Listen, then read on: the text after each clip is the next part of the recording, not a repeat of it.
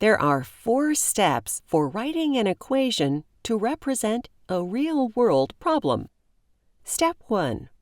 Read the problem. Step 2. Identify the variables and known values. Step 3. Write a sentence using the relationship among the values. Step 4.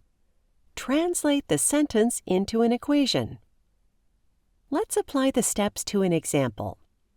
Step 1 is to read the problem. Peanuts cost $3.59 per pound.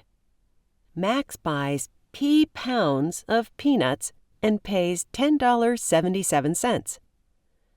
Next, identify the variables and known values. $3.59 is the cost per pound of peanuts. P is the number of pounds of peanuts bought, and $10.77 is the total cost of the peanuts. Next, write a sentence using the relationship among the values.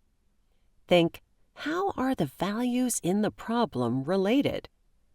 The cost per pound of peanuts times the number of pounds of peanuts equals the total cost of peanuts.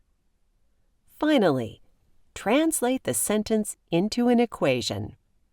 3 59/100 times P equals 10 77/100. Notice, we do not include the dollar symbols in the equation. And that's it. Now we have an equation for this real-world problem.